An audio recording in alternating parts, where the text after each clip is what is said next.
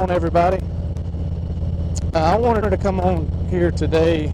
I know it's been a while since we've made a video, an actual video. We've posted some shorts, but I wanted to come on here today and talk about my first impressions of, I guess, a stage one on this Milwaukee 8114. So last night I put on the Arlen S Monster Sucker air cleaner, and I had already put on Tab Performance 4.5-inch BAM sticks with zombie baffles not long ago, but last night I finished it up with the air cleaner and then tuned it with the DynoJet PV4. And so I figured I'd talk about what I thought through the install, and then now the first ride with just the first tune on it. No auto tuning yet or anything of that nature, but anyway.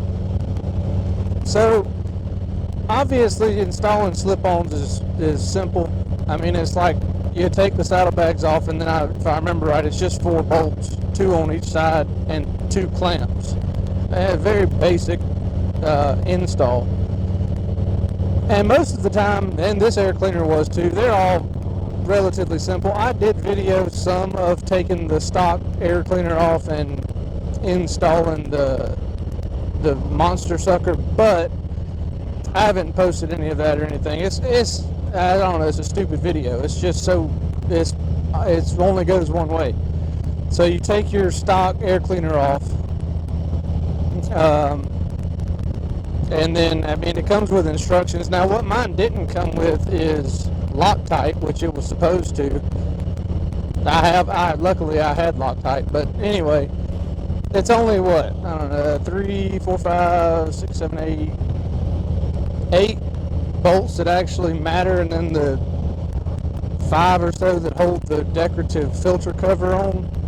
It's very simple, and you can look up for your model what the torque specs are supposed to be, and you can do it in 20-30 minutes. But anyway, so then after I got that put on this morning, I went out and I plugged in the PowerVision 4 for the first time on this bike. The first time I've ever used the PowerVision of any kind, really. So I mean, it's a new experience for me, and it walks you through all the steps. And I ended up having to do a couple firmware updates on the device itself, and then finally get to the tuning part. And I just picked the basic tune that it came with. I mean, it came with a bunch of tunes, obviously, but I picked the what was it? Slip-ons plus high-flow air cleaner. I mean, it's the basic one, because that's all I've done to this motorcycle. And so I flashed it. You know, bike makes a bunch of noises. Click, click, clack, clack, clack. Oh, you're all finished. Okay, great. Turn the key off. You turn the key off, let it sit. I let it sit for a minute or so. Turn the key back on. Turn the bike on. Everything ran great. And so I decided to go for a ride. Now, I unplugged the PowerVision. I do like how you can use it to monitor like your engine temperature, oil pressure, all those things. That I think is pretty neat, but I'm not doing that now. I just unplugged it and went for a ride. And so far what I've noticed, just based off the air cleaner, the high flow air cleaner, obviously the slip-ons, and this tune, my throttle response is a whole lot crispier. It's a lot quicker to kind of react. I mean, you just touch it and it's going. I've also noticed I've probably been 40 miles or so, and the bike runs way cooler. I don't feel anywhere near the heat that I felt before.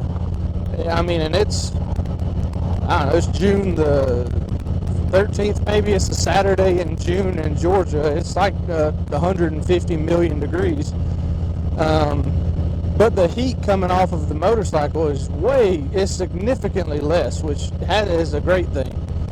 Because this bike ran kind of warm, you know, all throughout when we were in Tennessee last weekend.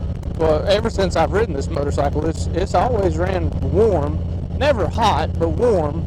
But now, I mean, I can't even feel any of the heat unless I'm stopped, you know, for a few minutes. Then I can feel it. But just moving, I mean, it stays impressively cool. which I definitely like. I'm excited to see kind of what auto tuning will do. Like I said, I haven't ran any auto tunes on it. I'm going to. I just didn't want to deal with that today. I don't have time for that. But I'm going to. I wanted to see what this first, just already, the factory tune that they send with the Power Vision, what it was like before I tweak anything. And so far, I mean, like I say, I like it. I don't even know if you really need to auto-tune the thing, which I know there's a big debate on, do you tune it, do you not tune it, blah, blah, blah. Why not tune it if you can? I say tune it, because it definitely changed how the bike runs versus how it ran. Definitely a quicker throttle response, definitely runs cooler. Now, I don't know anything about horsepower and torque and any of that. I don't know if it gained any of that or not.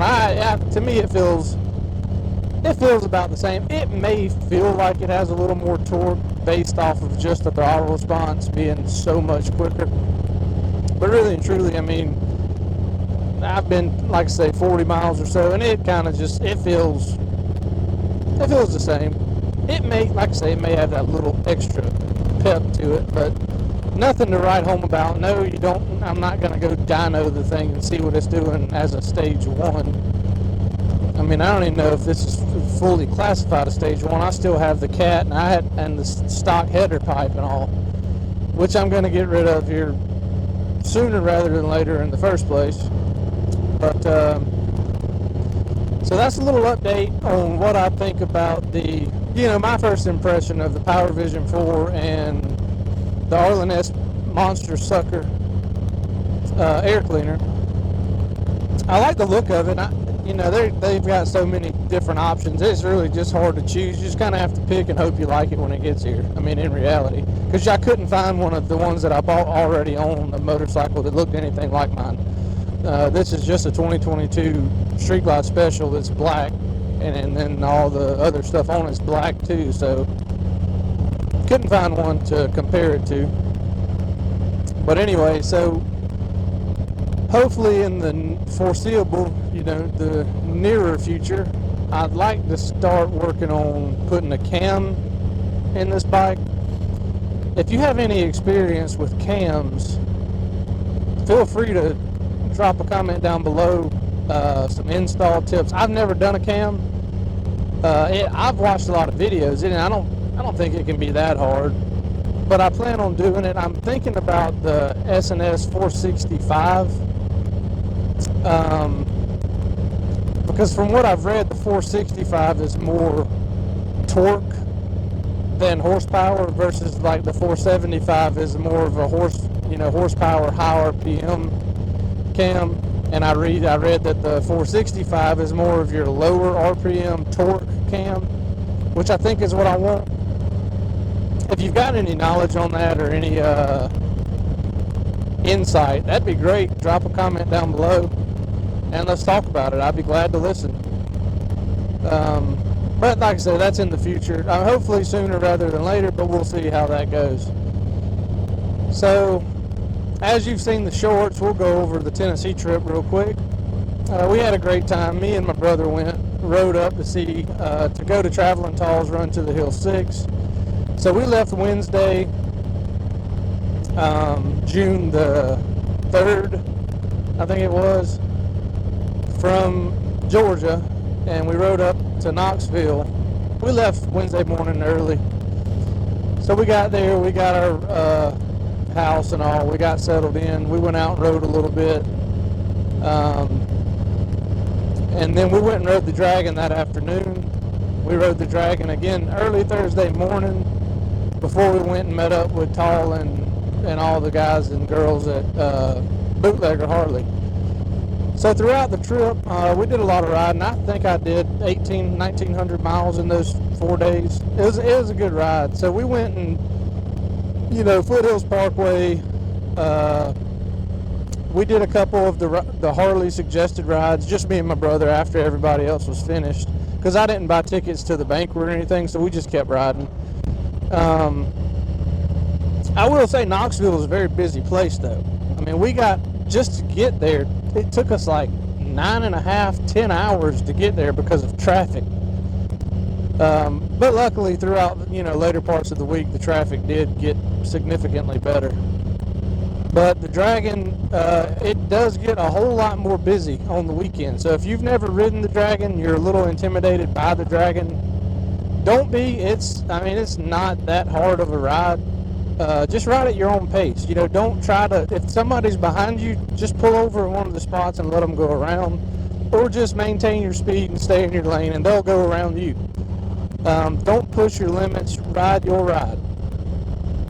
Now, we did go ride the Snake, which is up closer to Virginia, because we rode into Virginia, Kentucky, North Carolina. We rode all over. And we did the Snake Saturday kind of afternoonish, and that road was packed. That would have been a good one to ride on a Tuesday at 7 in the morning, but it was packed. Every turn you made, you're meeting 5 or 6 people, trucks, cars. Don't get me wrong, the road itself, a beautiful road and awesome ride. I think I forget what it is, 30 something miles and 400 and something turns. The road was beautiful and the ride was enjoyable. There was just a ton of traffic, and some people like to go faster than others, and I wasn't out there to break any land speed records. I was just enjoying my time, so I pulled over a few times and I let people pass. It's just the right thing to do. Don't ever push your own comfort zone when you're riding. That's just, you're asking for a disaster at that point, in my opinion. But like I say, I do suggest going up there, and if you get a chance to go ride things like the Dragon or go ride the Foothills Parkway, it's all very beautiful. I'm glad we did. Now I will say, if you're a little intimidated by the Dragon, like I say, ride it earlier in the morning would be your best bet. And if you can do it on a weekday, do it on a weekday. But anyway, so after we left, we rode back. We ended up leaving because I-40 coming back towards South Carolina and Georgia, I-40 is a one-lane road for like 30, 40 miles. And I just knew that if we left Sunday morning, we were going to be stuck in traffic forever. So we ended up deciding to leave Saturday at 9 o'clock at night, which there was no traffic or anything. It's 300 miles from there back, from where we were staying back to my house. But there was no traffic or anything. It wasn't hot. It was just a great ride. Now, once you get off the interstate, obviously there are deer, so we had to, watch for deer. There's a ton of deer around here. But all in all, it was a great trip. It was an awesome time riding with everybody at Run to the Hill 6. Tall, just like he's a stand-up guy. Nicest guy you'll ever meet. I'm ready for next year. We're going to be going back next year. As long as we can, we will be. But other than that, like I said, drop a comment down below what you think of the Power Vision, or what you know or don't know about cams. Because like I said, I've never done one, but I do plan to do one here in the near future. Other than that, guys, talk to you soon.